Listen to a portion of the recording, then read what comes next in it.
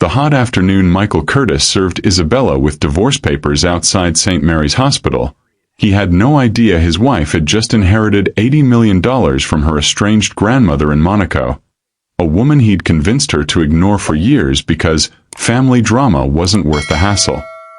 But Michael was too consumed with his exit strategy to notice the certified letter from Laurent and Associates that had arrived that morning, sitting unopened in Isabella's hospital bag while their 8-year-old son Preston fought for his life 3 floors above them. Isabella Romano Curtis, a former art curator who'd abandoned her promising career to support Michael's real estate ambitions and care for their terminally ill son, stood in the hospital parking lot with trembling hands. In one hand, she held Preston's updated treatment plan, stage 4 neuroblastoma, experimental therapy available but not covered by insurance, cost $2.3 million. In the other hand, divorce papers that absolved Michael of all parental and financial responsibility.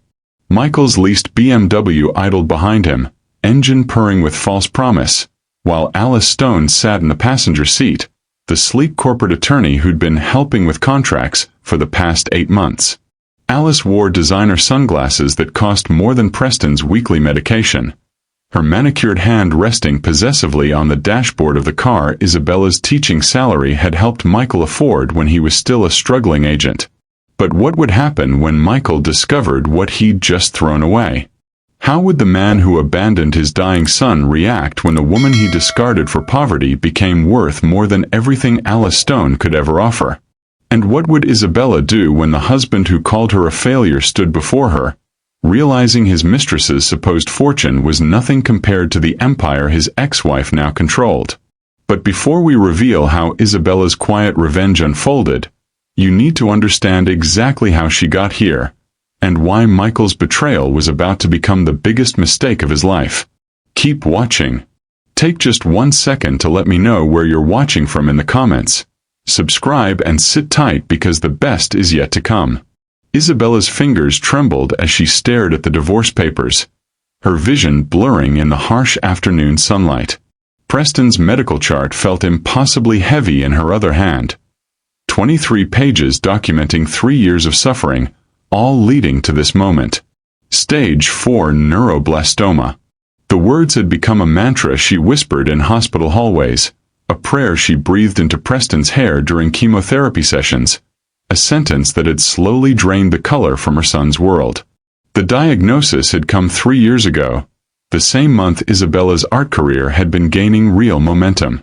She'd been offered a curator position at the Getty Museum, her dream job, working with Renaissance collections and traveling to European estates to authenticate pieces. But Preston's illness had changed everything.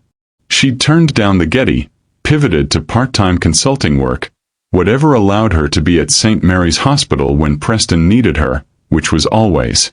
Michael had been there initially, or so she'd thought. He'd sat through the first oncologist appointment, held her hand during the initial prognosis, posted heartfelt updates on social media about their brave little warrior that generated sympathy and, conveniently, business referrals from his network. But as Preston's condition worsened and treatment costs mounted, Michael's presence had become increasingly sporadic. His excuses grew more elaborate, his irritation more obvious whenever Preston's emergency admissions conflicted with his real estate showings or client dinners. The apartment they'd moved into 6 months ago felt like a punishment now. Isabella had argued against leaving their modest Culver City bungalow, but Michael had insisted they needed to cut costs, that her consulting work wasn't covering expenses, that sacrifices had to be made. She'd agreed, believing his concern was genuine, not understanding that he was already planning his exit, already building a new life with Alice Stone, already calculating how to escape the financial burden of a dying child. She'd met Alice once, at a real estate industry mixer she'd attended to support Michael. Isabella had watched her husband's eyes linger too long on Alice's diamond tennis bracelet, noticed how he'd straightened his posture when Alice mentioned her $400,000 salary, observed the way he'd laughed too loud at her stories about Brentwood listings and celebrity clients. Isabella had dismissed her unease as paranoia born of exhaustion, shame at her own appearance, She'd come straight from the hospital, wearing yesterday's clothes, smelling faintly of antiseptic. "Preston needs you," Isabella whispered now, her voice breaking. "The new treatment starts Monday. Dr. Ramirez said with the experimental protocol, there's a real chance." "I'm not throwing my life away on a lost cause," Michael interrupted, his words landing like physical blows. "Preston's already on borrowed time. The doctors said 6 months, maybe less. I've given up 3 years to this nightmare, Isabella. Alice and I deserve a future that isn't defined by hospital rooms and medical debt." Isabella's vision blurred. 3 years ago, Preston had been a vibrant 5-year-old obsessed with dinosaurs and building elaborate Lego cities that covered their entire living room floor. He'd wanted to be a paleontologist, had memorized the names of prehistoric creatures she couldn't pronounce, had begged her to take him to the La Brea tar pits every weekend. Then came the seizures, the emergency scans, the tumor pressing against his brainstem. Surgery. Chemotherapy. Radiation. Watch and wait. Relapse. More surgery. Experimental drugs that made him so sick he couldn't remember his own name some days. Michael had been present for maybe 30% of it. "I've already signed away my parental rights," Michael continued, pulling out a second set of papers from his briefcase. "My attorney expedited the process. You'll be Preston's sole guardian, sole responsibility. I'm marrying Alice next month. She's pregnant, and we're starting fresh. Hawaii wedding, a real future. Everything we should have had before this." The world tilted beneath Isabella's feet. Pregnant. He'd been planning this betrayal for months, building a replacement family while their son wasted away in a hospital bed upstairs. While she'd sat through nights holding Preston's hand during pain episodes, Michael had been creating a new life that erased them completely. "You're going to regret this," Isabella said quietly, not as a threat but as a simple, inevitable truth.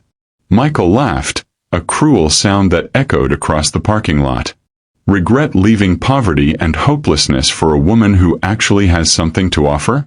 Alice makes $400,000 a year. Isabella. She's already helping me secure listings in Brentwood that will triple my commission rate. Last month alone, I earned more than you've made all year with your little consulting gigs.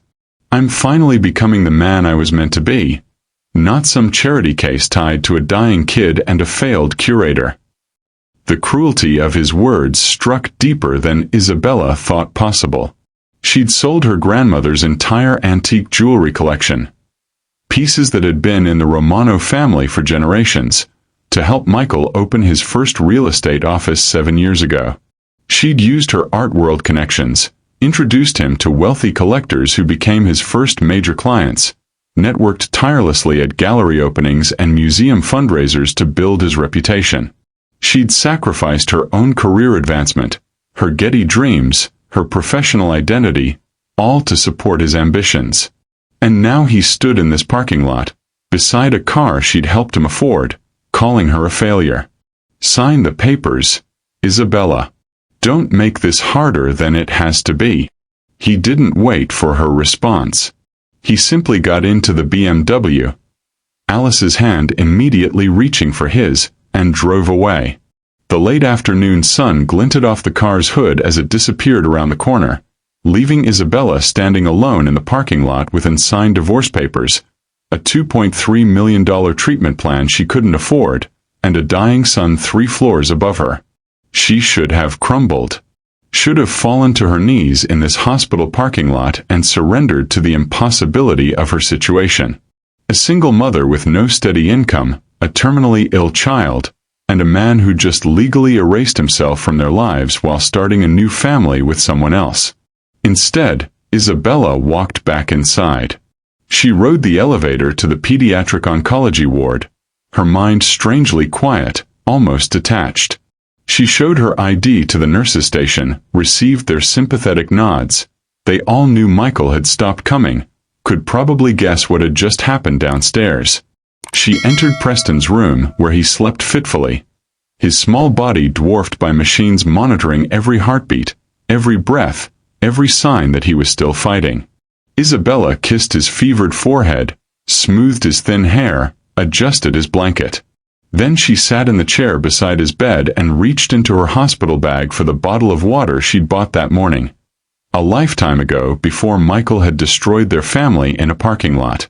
Her hand brushed against an envelope she didn't recognize. Certified mail, forwarded from 3 previous addresses.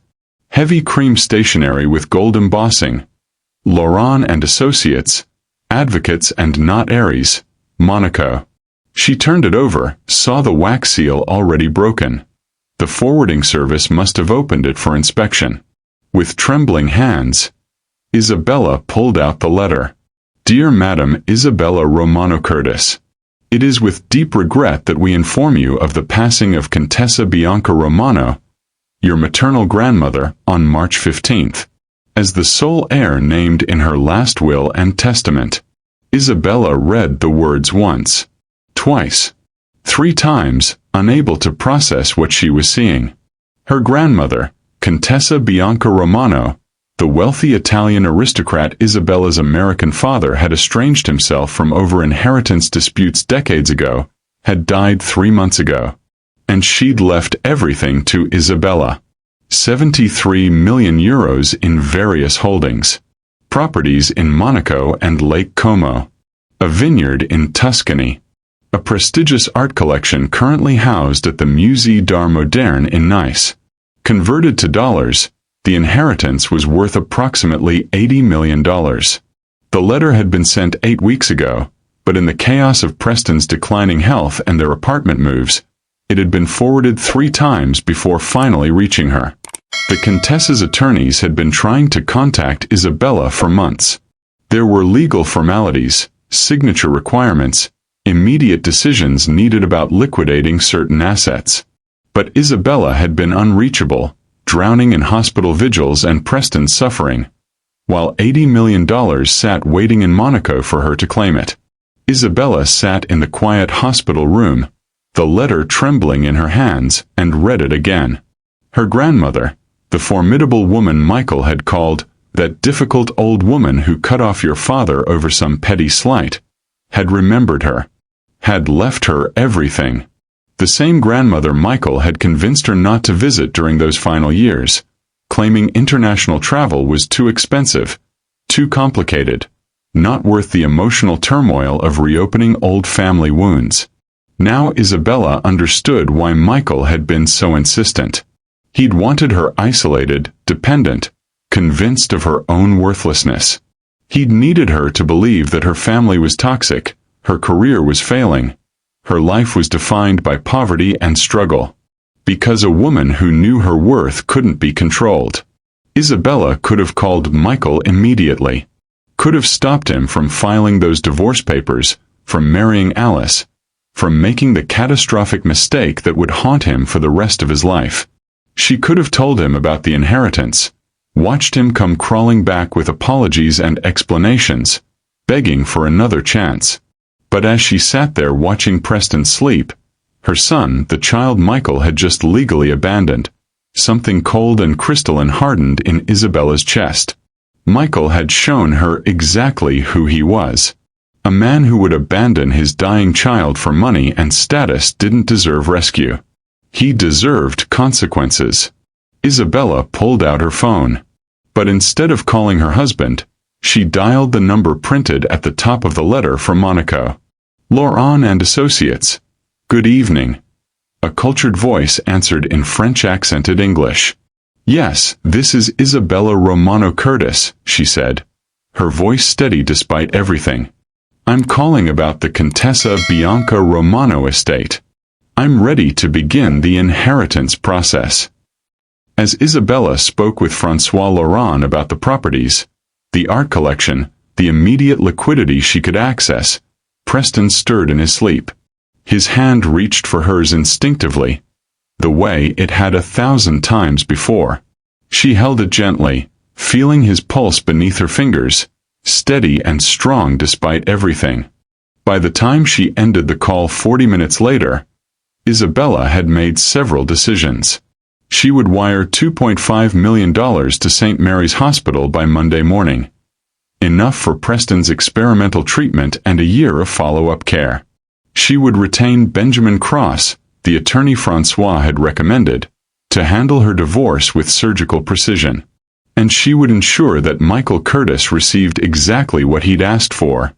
Nothing. No alimony, no shared assets, no claim to her inheritance, and absolutely no connection to what came next.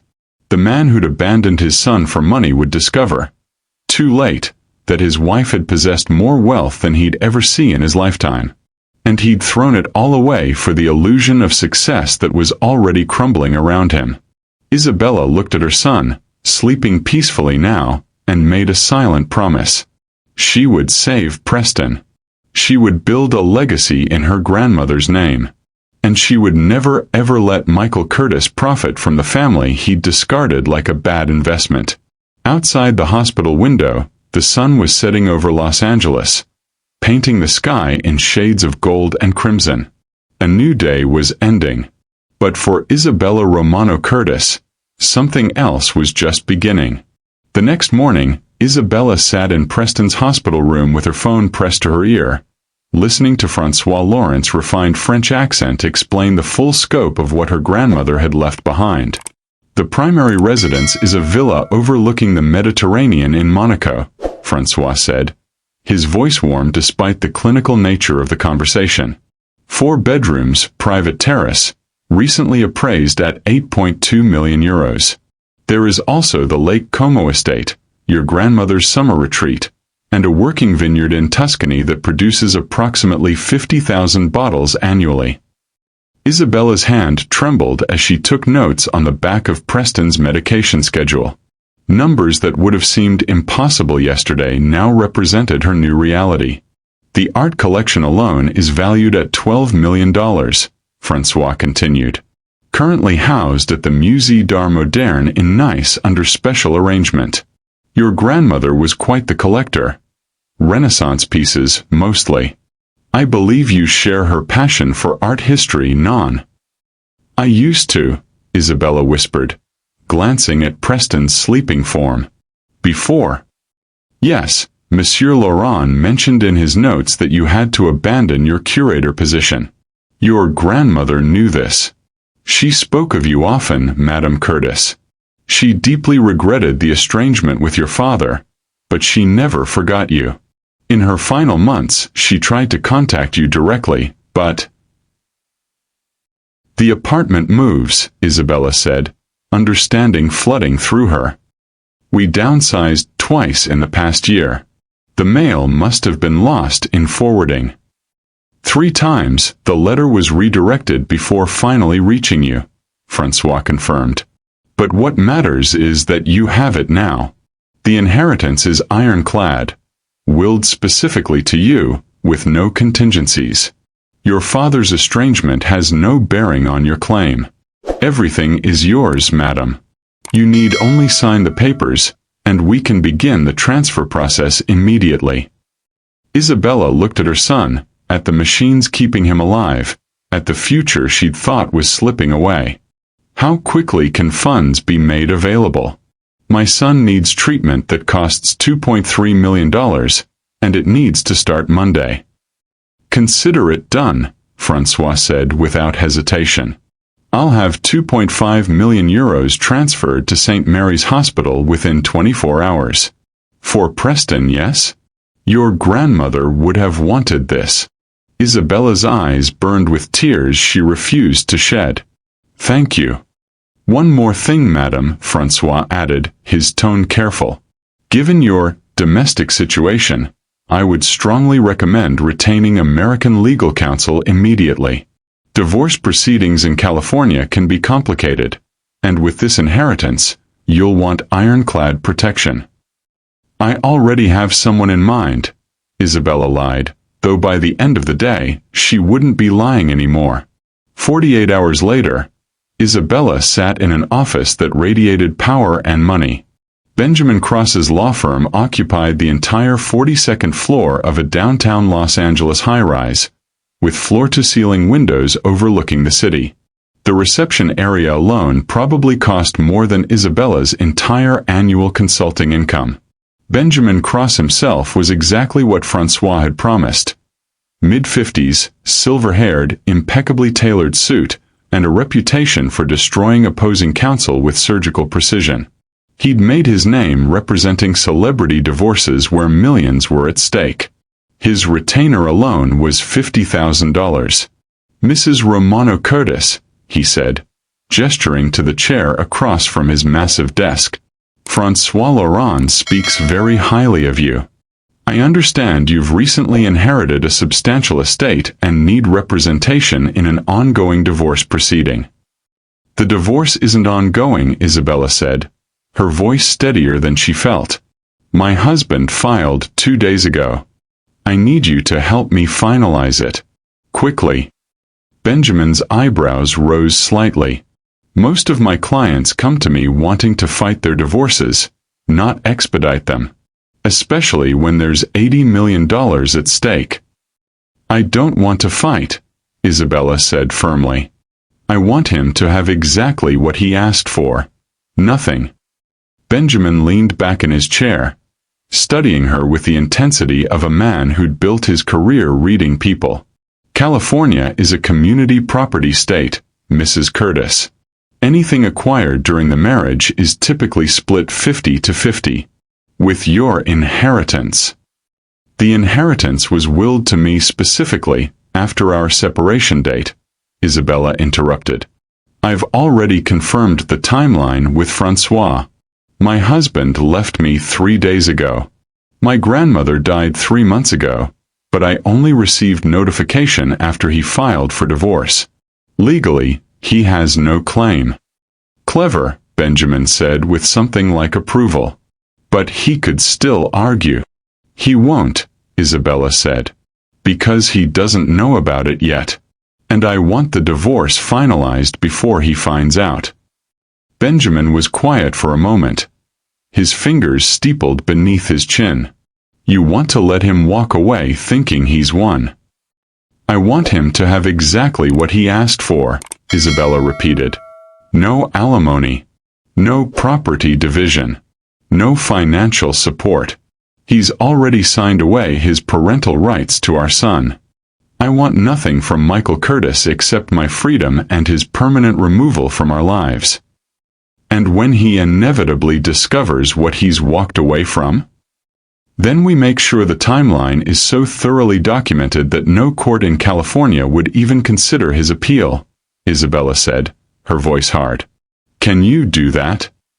Benjamin Cross smiled, the expression of a predator who'd just spotted worthy prey. "Mrs. Curtis, destroying overconfident men who underestimate their wives is my absolute specialty. Let's make sure your husband gets exactly what he deserves." 2 weeks later, Isabella received a text message from Michael. "Glad you're finally being reasonable. Good luck with everything." The divorce had been finalized that morning. Record time, Benjamin had noted with satisfaction. Michael had signed the papers eagerly, practically gloating as he'd scrawled his signature across documents that severed him from Preston, from Isabella, from any claim to their shared past. He'd interpreted her cooperation as defeat, as proof that she'd finally accepted her place, her poverty, her failure. He had no idea what he'd just done. That same afternoon, Michael married Alice Stone in a modest ceremony at a Malibu beach house. Isabella learned about it through a mutual acquaintance who sent screenshots. Casual photos, intimate gathering, nothing like the lavish Hawaiian destination wedding Michael had promised. The truth was becoming visible even in those photos. The beach house belonged to Alice's cousin, borrowed for the day. Michael's suit was off the rack, not bespoke.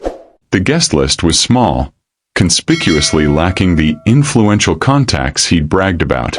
The Brentwood listings Alice had supposedly secured? They'd never materialized. The luxury clients, the triple commissions, the six-figure deals? Mostly fiction designed to inflate his ego and justify his betrayal. The BMW in the wedding photos was leased, payments already 2 months overdue.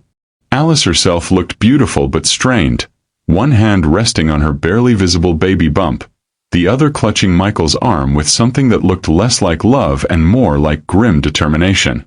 Her $400,000 salary existed technically, but her career was stagnating. An ethics complaint had been filed by a former client, alleging misrepresentation in a contract negotiation, the kind of complaint that could tank a corporate attorney's reputation. Michael had traded one sinking ship for another, too blinded by ego to notice the water rising around him. While Michael honeymooned in San Diego, Hawaii was postponed indefinitely due to budget constraints. Isabella was rewriting her son's future. The $2.3 million transfer to St. Mary's Hospital processed within 24 hours. She'd hired Dr. Yuki Tanaka, a renowned pediatric oncologist from Tokyo whose experimental protocols had shown remarkable success rates with neuroblastoma. Within the first week, Dr. Tanaka had assembled a team of specialists who approached Preston's case with fresh eyes and revolutionary techniques. But Isabella didn't stop there.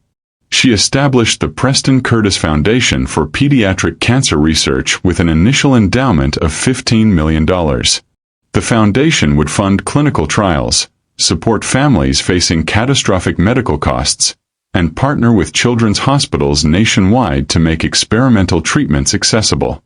She purchased a Mediterranean-style estate in Pasadena for $8.5 million, a sprawling property with gardens where Preston could play during recovery, a private medical suite equipped with everything Dr. Tanaka required, and a guest house for the full-time nursing staff she'd hired.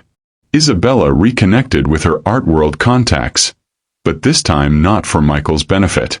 She began curating a traveling exhibition of Contessa Bianca's collection, with all proceeds benefiting children's hospitals. The Getty wanted to collaborate. MoMA in New York requested the American debut. For the first time in 3 years, Isabella was building something for herself and her son. Not for a husband who resented her ambitions, but for the future she'd been told was impossible. 3 months passed. Preston's tumors were shrinking. Dr. Tanaka used words like remarkable response and exceeding expectations. Preston's hair was growing back. He was asking about school again, about the Monaco villa, about returning to his beloved Lego cities. Isabella's foundation was quietly changing lives, funding research that would save children beyond just her son. And Michael Curtis had absolutely no idea that the woman he'd discarded as worthless was building an empire in the shadows. But silence, Isabella had learned, was a weapon sharper than any sword. And she was about to unsheath it. Isabella's secret is about to explode into the public eye. What happens when the world discovers her fortune? And how will Michael react when he realizes his terrible mistake? Sit tight and let's reveal the moment everything changes. Preston was building a Lego dinosaur when Isabella realized her son was truly coming back to her. 3 months had passed since Dr. Tanaka had begun the experimental treatment protocol, and the transformation was nothing short of miraculous. Preston's hair had grown back in soft curls that Isabella couldn't stop touching. Color had returned to his cheeks. His eyes, which had been dull with pain and exhaustion for so long, now sparkled with the curiosity she remembered from before the diagnosis. "Mom, look." Preston called from his position on the floor of the medical suite, though it hardly felt medical anymore, with Lego cities sprawling across every surface, dinosaur posters on the walls, and sunlight streaming through windows that overlooked their estate's garden. "I'm making a whole Jurassic Park. With a T-Rex and everything." Isabella stood in the doorway, watching him, tears blurring her vision. This was the child she'd been fighting for. The boy who'd been obsessed with dinosaurs and building elaborate worlds, before neuroblastoma had stolen his childhood. "It's perfect," she whispered. Dr. Tanaka had delivered the news that morning with cautious optimism. "The tumors are responding remarkably. Better than I'd hoped. If this trajectory continues, we're looking at full remission within 6 months." Preston looked up at her, his expression so serious it made her heart ache. "Mom, when can I go to regular school again? I want to show my Lego cities to other kids. I want to have friends who aren't nurses." He was thinking about the future. Her son, who'd been given 6 months to live, was planning for years ahead. Isabella crossed the room and knelt beside him, pulling him into a hug that he tolerated for approximately 5 seconds before squirming away to adjust his T-Rex's position. He didn't ask about Michael anymore. Hadn't mentioned his father in weeks. The man who'd abandoned him had been replaced by Dr. Tanaka, by the nursing staff who played Lego with him during treatments, by the foundation volunteers who sent him books about paleontology. Michael Curtis had erased himself from his son's life so thoroughly that Preston barely remembered he'd ever existed. 12 weeks after Isabella had signed the Monaco estate documents, Forbes published an article that would change everything. Rebecca Lynn, an investigative journalist specializing in philanthropy, had been tracking an unusual pattern. A brand new foundation, the Preston Curtis Foundation for Pediatric Cancer Research, had suddenly appeared, funding clinical trials at 12 hospitals nationwide, with an initial endowment that dwarfed established organizations.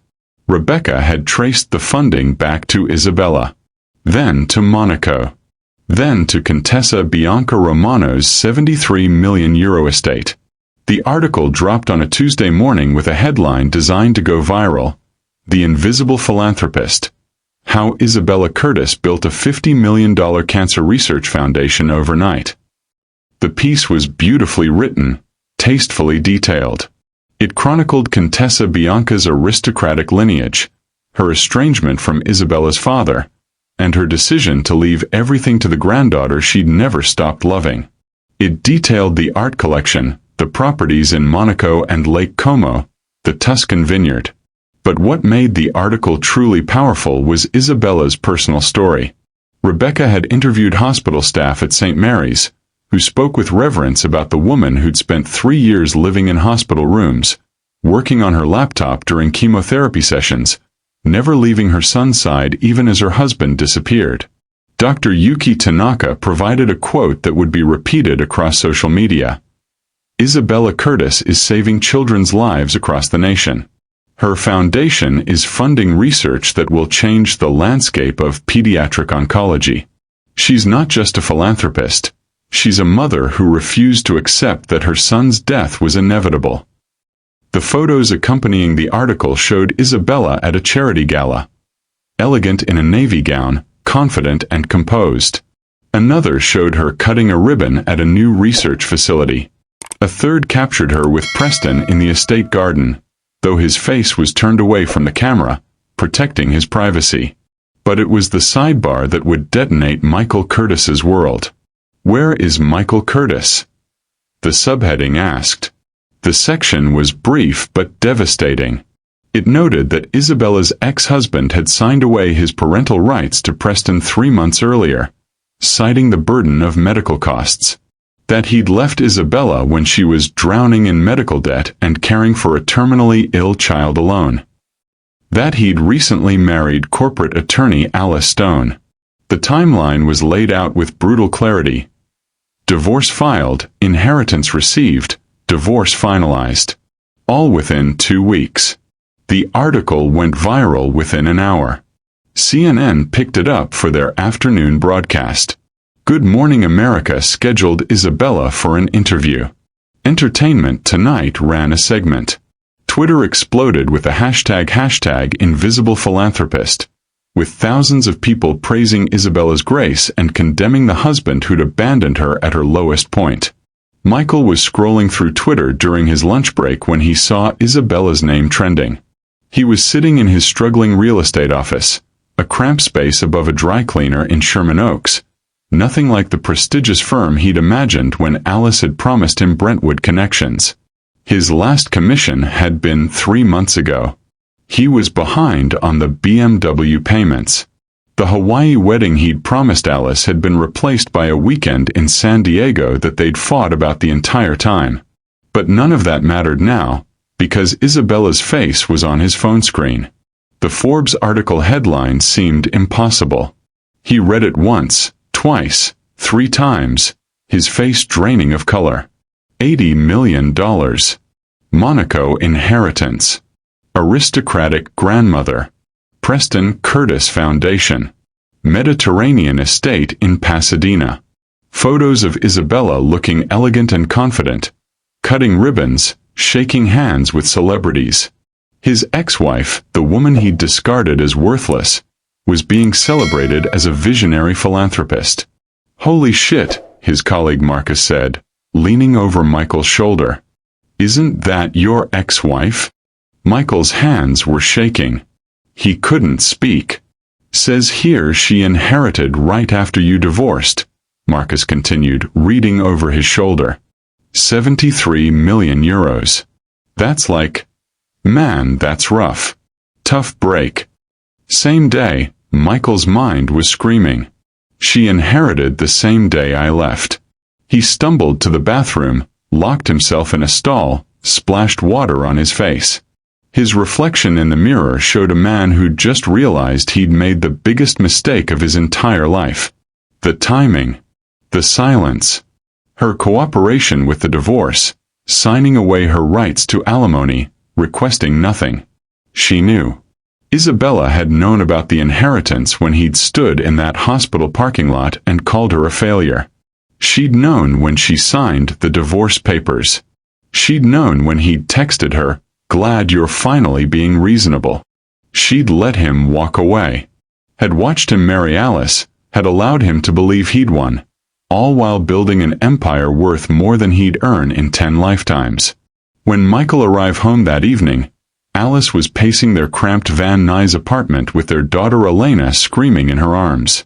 The baby had colic, cried for hours every night, and neither of them knew what to do about it. The TV was playing CNN's coverage of Isabella's story. "You told me she was broke," Alice said without preamble, her voice shaking with rage. "You said she had nothing.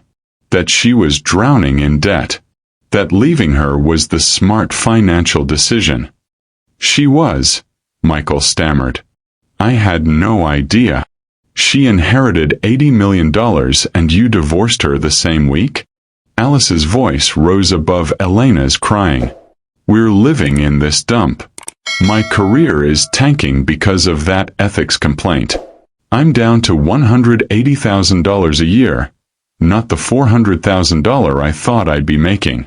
We're drowning in credit card debt. And your ex-wife is on CNN being called a hero." The timing was just. "You're either the unluckiest man alive," Alice interrupted, "or the stupidest. Which is it, Michael?" Elena's crying intensified. The apartment felt impossibly small. Alice's face was flushed with anger and exhaustion and something that looked like regret.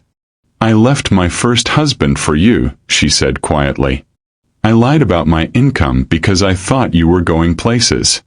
I got pregnant thinking we'd have the life you promised. And now I'm watching your ex-wife, the woman you called a failure, give interviews about her $80 million inheritance while we can't even afford to fix the air conditioning." Michael's phone buzzed. A text from an unknown number. "Congratulations on your ex-wife's success. I imagine you're feeling quite foolish right now. B.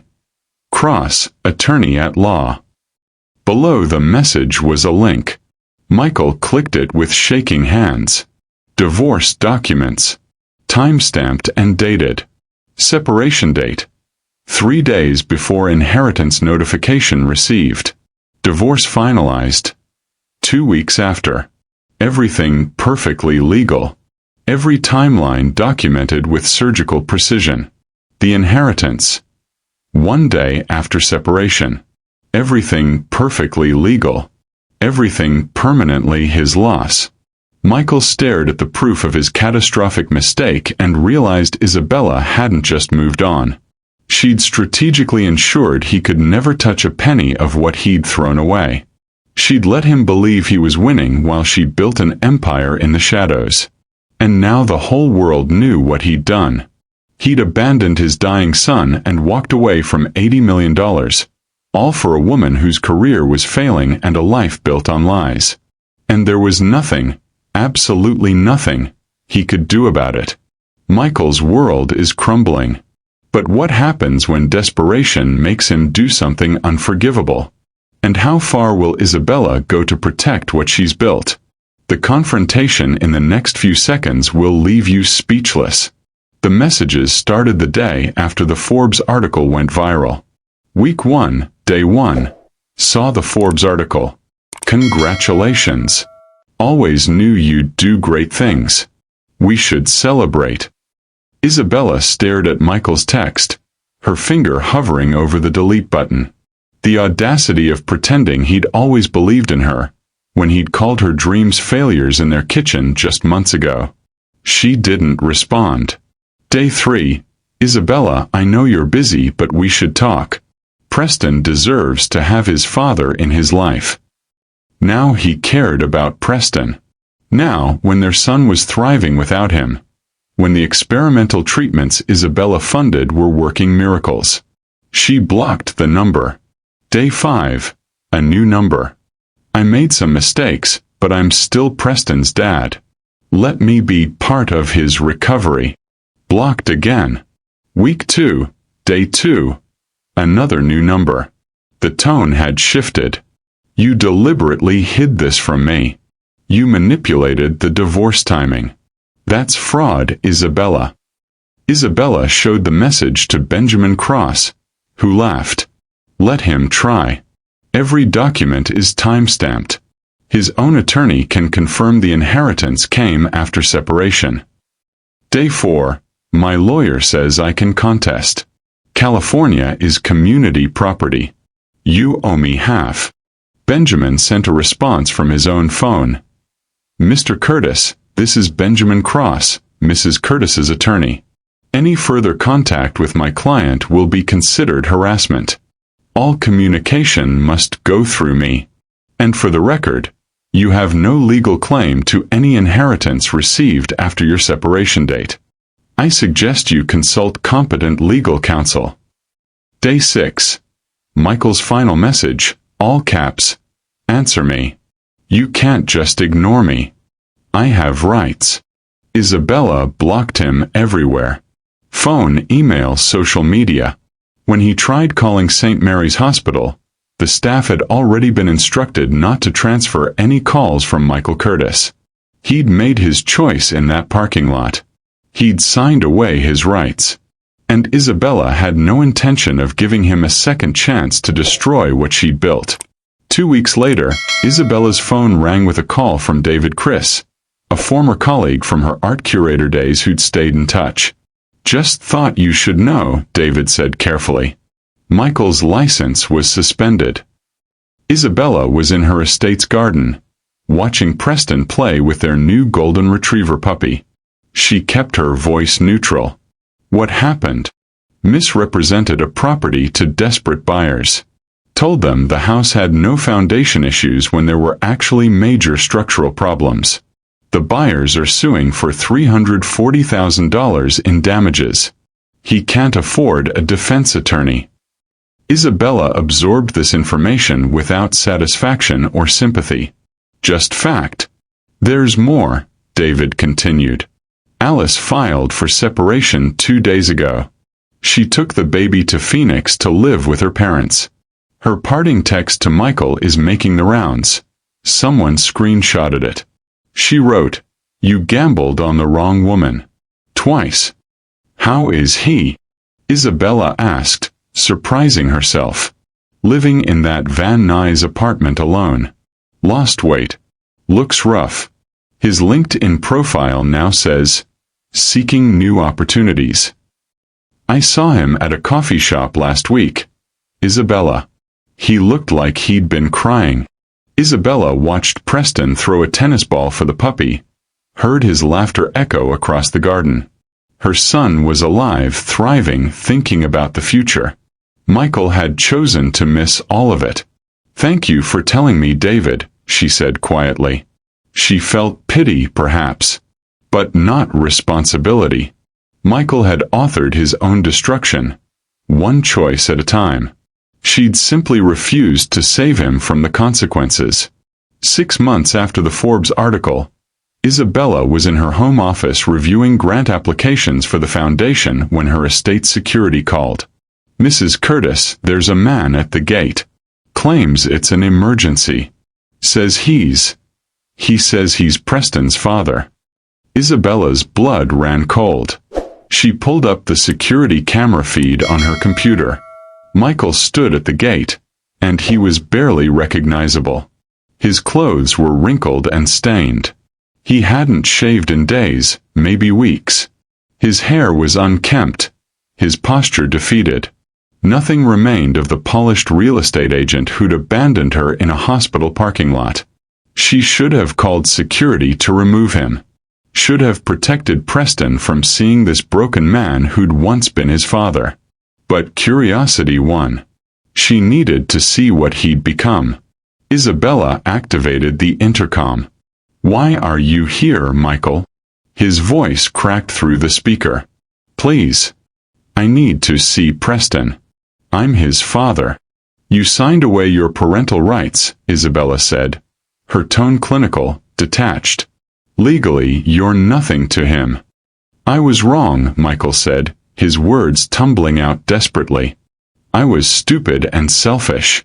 But biologically, I'm still his father. Doesn't that count for something?" "Preston is in remission," Isabella replied. "He's thriving. He's happy. He asks about you sometimes, and I tell him his father made choices that took him away from us. Someday, if Preston wants to know you, that will be his decision. But not today. Not like this. Isabella, please." Michael's face crumpled on the security screen. "I've lost everything. Alice is gone. My career is destroyed. I'm living in my car. Can't you help me? For old time's sake." The audacity of asking her for money, after everything, would have been laughable if it weren't so pathetic. "I hope you rebuild your life," Isabella said, her voice calm and measured. "I hope you learn that integrity matters more than status, that family matters more than ambition. But you chose to abandon your dying son for money and a lifestyle you thought you deserved. You chose to leave when we needed you most. Those choices have consequences." "I'll go to the press," Michael threatened weakly, his last desperate card. "I'll tell them you hid the inheritance during our divorce. That you manipulated everything. That you committed fraud." Isabella almost felt sorry for him. Almost. "Go ahead," she said. "My attorneys are excellent. The timeline is thoroughly documented. The inheritance was willed to me after our separation, and you signed away all rights eagerly. You wanted nothing from me, remember? You got exactly what you asked for." She ended the call and watched through the camera as security escorted Michael back to his car. A rusted Honda Civic, nothing like the leased BMW he'd driven away in. He looked back at the estate once before driving away, his face a mask of grief and regret. Isabella closed the security feed and returned to her grant applications. She had children's lives to save.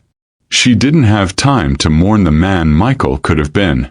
2 weeks later, Isabella's assistant buzzed her office with an unexpected message. "Mrs. Curtis, there's an Alice Stone here to see you. She doesn't have an appointment, but she says it's important." Isabella's first instinct was to refuse. But curiosity, that same curiosity that had made her answer Michael's desperate pleas, won again. Alice Stone looked nothing like the confident attorney who'd sat in Michael's BMW that day in the hospital parking lot. She was thinner, tired, but there was something determined in her expression. She came alone, no baby in sight. "I needed to apologize," Alice said before Isabella could speak. "Michael lied to me about everything." Isabella gestured for her to sit. "I know. He told me you were toxic," Alice continued, words spilling out as if rehearsed. "That you were controlling, that you'd trapped him with Preston.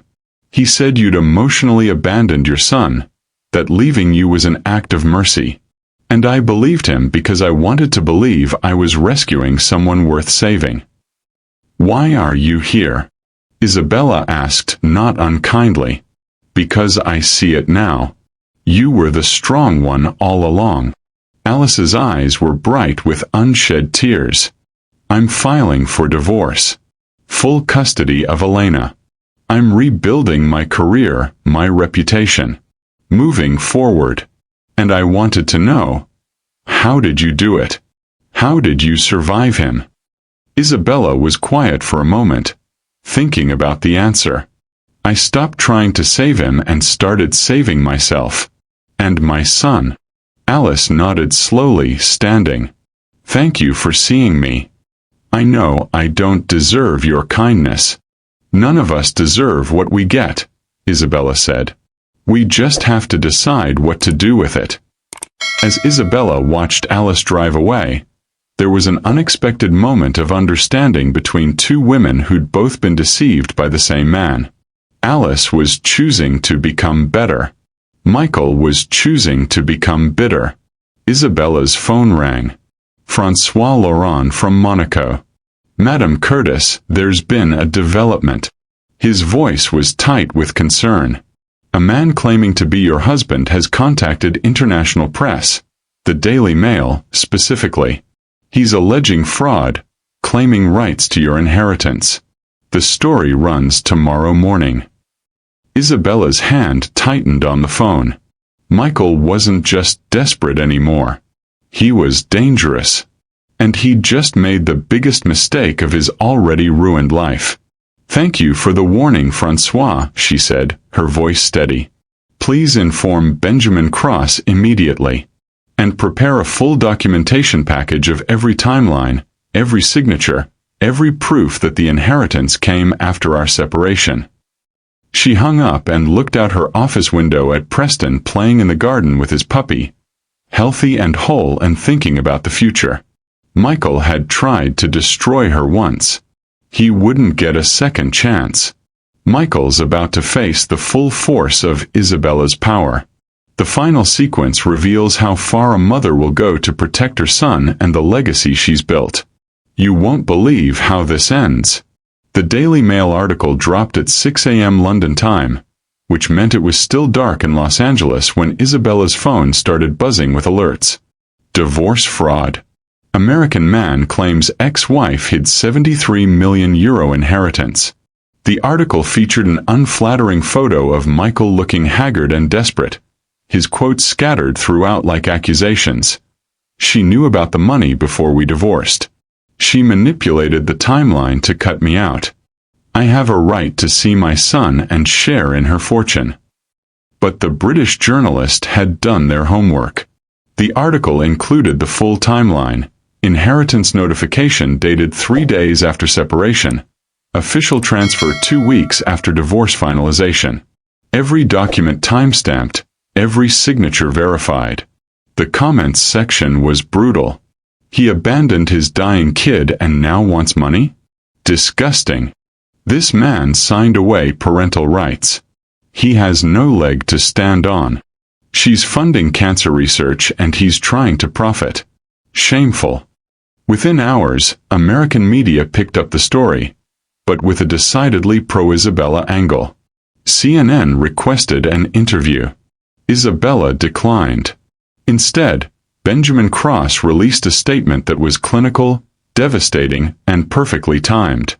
Mrs. Curtis inherited her grandmother's estate after her separation from Mr. Curtis, who voluntarily relinquished all parental rights and financial claims. The timeline is thoroughly documented.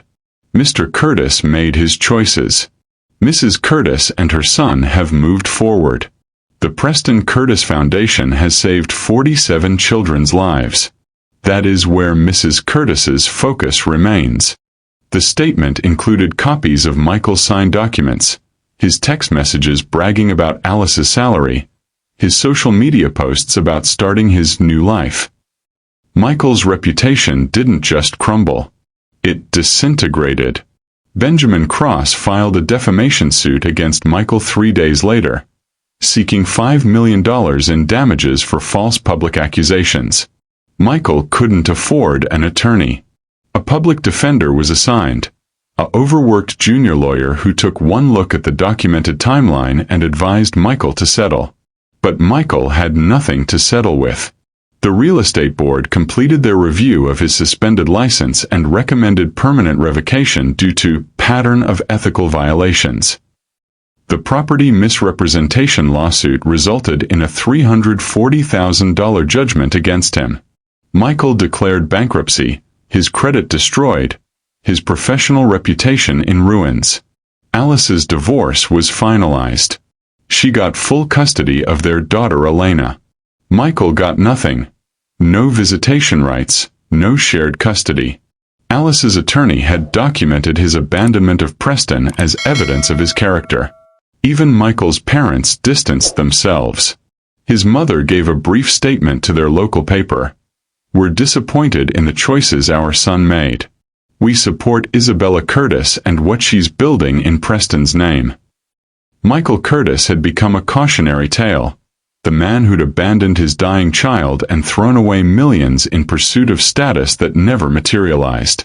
3 years later, Isabella stood before a crowd of 300 people at the grand opening of the Romano Curtis Cancer Research Center. The facility was magnificent, a modern building of glass and steel in Los Angeles, with state-of-the-art treatment centers, research labs humming with breakthrough immunotherapy work, and family housing for out-of-town patients who could finally stay near their children during treatment. Preston stood beside her, and Isabella had to keep reminding herself that this tall, confident 11-year-old was the same fragile child who'd been given 6 months to live. His hair had grown back in thick curls. His eyes sparkled with intelligence and mischief. He wore a navy suit with a dinosaur tie, a callback to the passion that had never died, even through the darkest days. "Mom, when do I get to cut the ribbon?" Preston whispered, bouncing slightly on his heels. Isabella squeezed his hand. "Right after Dr. Tanaka speaks." Dr. Yuki Tanaka approached the podium, his expression proud. "This foundation has funded breakthrough immunotherapy research that's changing how we treat pediatric cancer. 47 children are alive today because of treatments developed through Preston Curtis Foundation grants. And this," he gestured to the building behind him, "this center will save hundreds more." The crowd erupted in applause. Isabella saw parents crying, children wearing hospital bracelets, doctors who'd spent careers fighting impossible odds. Then it was Preston's turn. He picked up the oversized scissors, and Isabella stood beside him as he cut the ribbon. Cameras flashed. People cheered. Her son, her miracle, grinned at the crowd with the confidence of someone who'd beaten death and come out stronger. A 6-year-old girl approached shyly, holding a bouquet of flowers almost as big as she was. "Thank you," she whispered to Isabella. "Your foundation paid for my treatment. I'm in remission now." The girl's mother was crying, pulling Isabella into a fierce hug. "You saved my daughter. You saved her." Isabella held them both, remembering when she'd been that mother. Desperate, terrified, drowning in medical debt and impossible odds. The media coverage was pure celebration. Not a single mention of Michael Curtis. In a studio apartment in Sacramento, Michael watched the ceremony on YouTube. He'd been working in insurance sales for the past 2 years. Cold calls, small commissions, barely enough to cover rent. His LinkedIn profile showed a trail of failed jobs, each lasting only a few months before he was let go or quit in frustration. He lived alone. His parents hadn't spoken to him in over a year.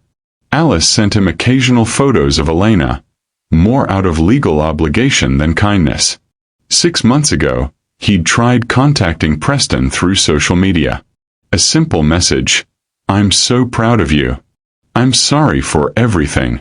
Can we talk?" Preston had shown the message to Isabella before responding. Michael knew this because he never got a reply, and he understood what that silence meant. He wasn't there when it mattered. Preston had probably said. Why would I need him now? Now Michael watched his son cut a ribbon at a cancer research center that bore his name. Preston looked happy, healthy, confident. Everything Michael had missed. Every soccer game, every Lego city, every milestone. Gone. Erased by his own choices. His apartment was sparse. The only photograph he owned was of Preston as a baby, before the diagnosis, before Michael had revealed who he truly was. For the first time in 3 years, Michael whispered to the empty room, I did this to myself. But the realization came too late to matter. After the ceremony, Isabella and Preston sat in their estate gardens, watching the sunset paint California gold. Preston threw a tennis ball for Leo, their golden retriever, his laughter echoing across the manicured lawn. David Chen sat beside Isabella on the bench, watching with a gentle smile. Do you ever think about Michael? David asked quietly. Isabella was quiet for a moment. Sometimes. Not with anger anymore. Just sadness for what he chose to throw away. Preston ran over, Leo bounding beside him. Mom, can we go to Italy this summer? I want to see great-grandmother's villa in Monaco. Of course, Isabella said, pulling him close. We'll visit all of them. And the vineyard. Preston's eyes lit up. Can I learn about winemaking? Isabella laughed. You're 11, not 21. But yes, you can learn about it. Preston hugged her quickly. He was getting too old for long hugs now, and ran back to play with Leo. David smiled. You did it. You saved him. He saved me too, Isabella said softly. She'd been married to a man who measured worth by bank accounts, who couldn't see value in sacrifice or love or perseverance. When Michael discovered she possessed the wealth he'd always craved, he'd already thrown it away by revealing exactly who he was. She thought about Contessa Bianca sometimes, the grandmother she'd never met but who'd loved her enough to leave everything. The inheritance hadn't just been money. It had been validation. Proof that family could find you across distance and years, that her worth wasn't erased by her father's estrangement or her husband's betrayal. Isabella watched Preston playing in the golden sunset light. Healthy, laughing, free, and realized this was everything she'd fought for. Everything Michael had abandoned. Everything that actually mattered. She hadn't ruined Michael. He'd ruined himself by abandoning his family, his integrity, his son. Isabella had simply refused to save him from his own choices. And that, as Preston's laughter echoed across the garden, had made all the difference. But Isabella's phone buzzed with a message that made her blood run cold. Unknown number. Mrs. Curtis, this is Elena Curtis. I'm Michael's daughter.